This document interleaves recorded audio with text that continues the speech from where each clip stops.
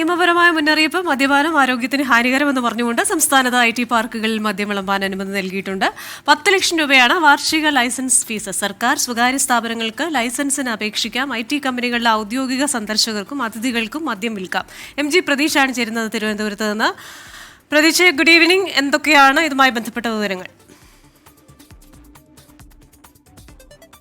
സംസ്ഥാനത്തെ IT പാർക്കുകളിൽ മദ്യം വിളമ്പാനുള്ള തീരുമാനം കഴിഞ്ഞ വർഷം തന്നെ സർക്കാർ കൈക്കൊണ്ടതാണ്. ഇതുമായി ബന്ധപ്പെട്ടുള്ള നടപടികൾ കഴിഞ്ഞ വർഷം തന്നെ ആ നടപടികളുമായി സർക്കാർ മുന്നോട്ട് പോയിരുന്നു. അന്ന് പ്രതിപക്ഷത്തിന്റെ വലിയ എതിർപ്പ് ഇക്കാര്യത്തിൽ ഉണ്ടായിരുന്നു. ഇപ്പോൾ ഇതാ ഒരു ഔദ്യോഗിക ഉത്തരവായി തന്നെ പുറത്തിറങ്ങിയിരിക്കുന്നു. സംസ്ഥാനത്തെ IT പാർക്കുകളിൽ മദ്യം വിളമ്പാൻ അനുമതി നൽകിക്കൊണ്ടാണ് ഇപ്പോൾ സർക്കാർ ഉത്തരവ് ഇറക്കിയിരിക്കുന്നത്. വാർഷിക ലൈസൻസ് ഫീസ് 10 ലക്ഷം രൂപയാണ് എന്നതാണ് ഈ ഉത്തരവിൽ പറയുന്ന കാര്യം. മറ്റ് ചില മാർഗനിർദ്ദേശങ്ങൾ അല്ലെങ്കിൽ ചില നിബന്ധനകൾ കൂടി ഉത്തരവിൽ സർക്കാർ മുന്നോട്ട് വയ്ക്കുന്നുണ്ട്. അത് സർക്കാർ സ്വകാര്യ സ്ഥാപനങ്ങൾക്ക് ഈ ലൈസൻസിന് വേണ്ടി അപേക്ഷിക്കാവുന്നതാണ്.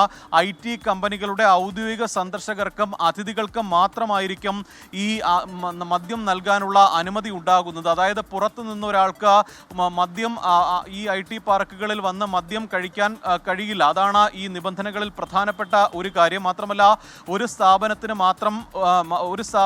ഒരു ലൈസൻസ് മാത്രമേ അനുവദിക്കൂ എന്നതാണ് ഈ സർക്കാർ ഉത്തരവിൽ പറയുന്നത്. FL9 ലൈസൻസ് ഉള്ളവരിൽ നിന്ന് മാത്രമേ വിദേശ മദ്യം വാങ്ങാൻ പാടുള്ളൂ എന്നുള്ള നിബന്ധന കൂടി സർക്കാർ ഉത്തരവിൽ പറയുന്നുണ്ട്. മാത്രമല്ല ഈ സർക്കാർ നിശ്ചയിച്ചിട്ടുള്ള, അതായത് 1-ാം തീയതിയും സർക്കാർ നിശ്ചയിച്ച മറ്റ് ഡ്രൈ ഡേകളിലും മദ്യം വിളമ്പരുത് എന്നുകൂടി ഈ ഉത്തരവിൽ പറയുന്നുണ്ട്. മാത്രമല്ല ഈ പ്രവർത്തന സമയം ഉച്ചയ്ക്ക് 12 മുതൽ രാത്രി 12 മണിവരെയാണ് ഇപ്പോൾ സർക്കാർ നിശ്ചയിച്ച് നൽകിയിട്ടുള്ള പ്രവർത്തനം. അതായത് ഈ IT പാർക്കുകളിൽ ലൈസൻസ് നൽകുന്ന ഏജൻസികൾക്ക് ബിവറേജസ് ഔട്ട്ലെറ്റിലെ ഗോഡൌണുകളിൽ നിന്ന് മദ്യം വാങ്ങാം.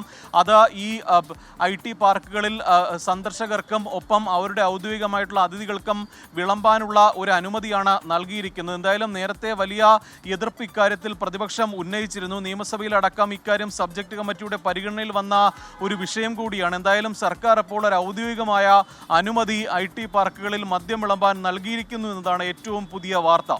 ക്രിസ്റ്റീന. ശരി, MG പ്രതീഷാണ് തിരുവനന്തപുരത്ത് നിന്ന് വിശദാംശങ്ങളുമായി നമ്മോടൊപ്പം ചേർന്നത്.